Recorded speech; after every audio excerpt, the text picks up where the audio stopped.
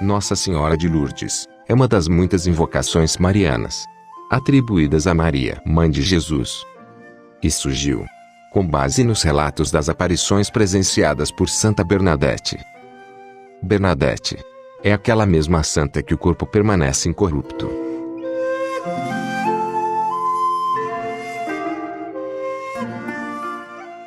Santa Bernadette nasceu na França, em 7 de janeiro de 1844. Nasceu em um moinho, carinhosamente apelidado por ela, por Moinho da Felicidade, local que ficava próximo a Lourdes. Filha de Francisco Soubirous e Luísa Castellotti, Bernadette era a filha mais velha entre os 9 filhos do casal. A família Soubirous era uma das famílias mais pobres da localidade onde viviam.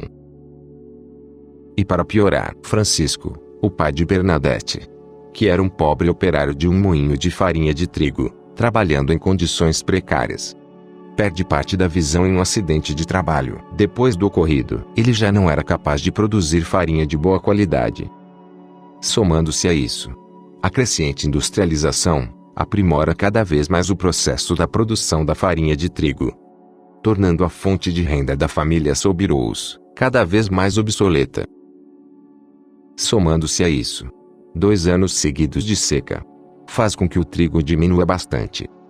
E com isso, o pai de Bernadette se vê obrigado a vender seu trabalho braçal, girando os moinhos de outros. Agora, o preço de seu trabalho chegava a valer menos que o de um animal, pois como os animais possuíam mais força física, eles conseguiam girar o engenho com mais velocidade, devido à grande crise financeira e episódios trágicos um após o outro.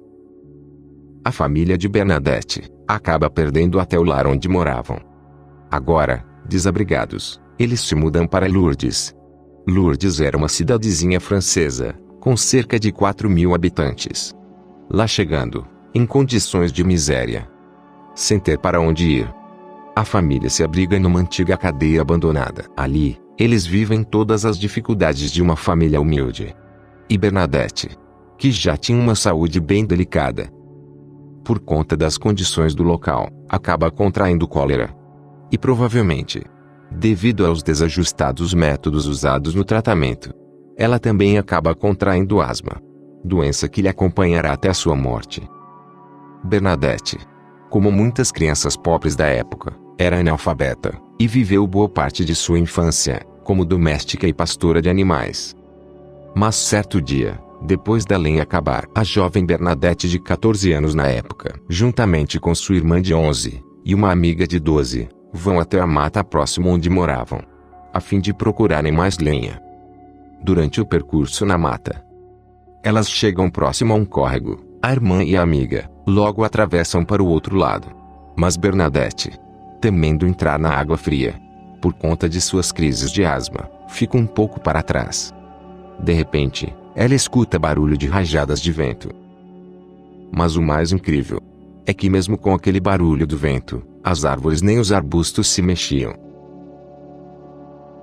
Foi quando Bernadette olhou para uma gruta e observou uma luz saindo de dentro. Quando ela se aproximou, viu uma mulher vestida de branco, com uma faixa azul na cintura, um rosário nas mãos e rosas douradas sobre os pés.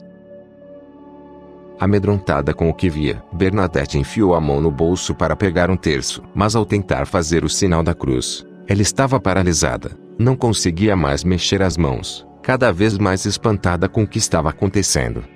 Foi quando finalmente, a visão fez ela mesma o sinal da cruz, e Bernadette voltou a ter força no corpo, e também pôde fazer.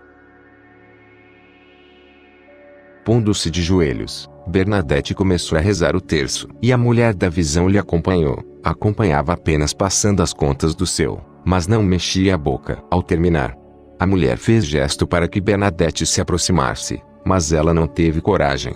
E então a mulher desapareceu. Era dia 11 de fevereiro de 1858, quando isso aconteceu. Bernadette então contou para as meninas o ocorrido, mas de início, ela queria que aquilo ficasse em segredo. No entanto, A irmã de Bernadette contou para os pais. E eles as castigaram fisicamente. 3 dias depois, após assistirem à missa do domingo, Bernadette pegou um pouco de água benta e foi com as meninas à gruta. Ela queria testar se aquilo não era algo maligno. E chegando novamente à gruta, a imagem da mulher novamente lhe apareceu. Bernadette então jogou a água benta nela. E a mulher, salpicada com a água, somente sorriu para Bernadette, como que mostrando que havia entendido a intenção da menina. Ao longo dos dias, a senhora tornou a aparecer várias vezes a Bernadette. Em uma das aparições, ela pediu que a menina retornasse à gruta durante 15 dias seguidos. Ela também disse que não prometeria fazer Bernadette feliz neste mundo, mas sim no outro. Logo, os boatos começaram a se espalhar e as pessoas começaram a visitar o local. Todos queriam ver a senhora da gruta, mas como não viam, passavam a descarregar suas frustrações na própria Bernadette. Muitas vezes, a menina foi alvo tanto de agressões quanto de zombarias feitas pela população. Carinhosamente, Bernadette chamava a visão por o nome de a Dama da Gruta, e sempre que alguém lhe interrogava de como ela era, a menina a descrevia da mesma forma. Logo, o fato ganhou grande repercussão, e as autoridades decidiram intervir. E então, Bernadette foi proibida tanto pelos pais, quanto pelas autoridades locais de retornar à gruta novamente. Mas motivada pela fé, a menina tornou a regressar à gruta. E no dia 24 de fevereiro daquele ano, a Dama da Gruta pediu orações e penitências pelos pecadores. Já no dia seguinte, dia 25 de fevereiro de 1858, durante a 9ª aparição, a senhora pediu que Bernadette bebesse e se lavasse com água. E como não havia água no local, Bernadette pensou em ir para o rio. Mas a senhora pediu que Bernadette cavasse o chão do local. E quando a menina começou a cavar, cavando somente com as mãos, começou a jorrar água do local e nunca mais parou. Inclusive a gruta de Massabielle, local onde Bernadette cavou, brotou uma fonte de água pura, que jorra cerca de 5.000 litros d'água por dia. Isso até os dias de hoje. Naquele dia que Bernadette cavou a fonte, muitas e muitas pessoas já frequentavam o local. Tinha gente que chegava antes da meia-noite, só para garantir um lugar mais próximo à gruta. Quando a notícia se espalhou, a água da gruta passou a ser administrada em pacientes de todos os tipos, e muitas curas inexplicáveis começaram a ser noticiadas. A primeira foi de uma mulher que tinha uma das mãos deformada. Mas ao se molhar com a água da fonte, instantaneamente a mão ficou curada. Muitas e muitas curas passaram a ocorrer, e 7 delas, desprovidas de qualquer explicação científica. E a notícia, logo ganhou grande repercussão. E então o governo resolveu interditar a gruta. Foram emitidas duras penalidades para quem tentasse ultrapassar a área delimitada. Logo, o caso das aparições em Lourdes se tornou uma questão nacional na França, resultando na intervenção do imperador Napoleão III, com uma ordem para reabrir a gruta, em 4 de outubro de 1858. Até então, a igreja tinha se mantido fora da história. O vigário local havia proibido a presença de qualquer sacerdote. Mas no dia 2 de março daquele ano, em uma das aparições a Bernadette, a senhora lhe disse: vai e diga aos sacerdotes que venham até aqui, e neste local, construam uma capela. E assim Bernadette o fez. Ela foi até o padre da cidade e deu o recado da senhora da gruta. A grande maioria das pessoas acreditavam que as aparições fossem da Virgem Maria, mas até aquele momento, ela ainda não havia se identificado, ou seja, dito seu nome. E então, após a menina dar o recado, o vigário não quis acreditar tratar-se de um pedido da Santíssima Virgem. Ele então disse a Bernadette que indagasse o nome da aparição. E assim, a menina fez.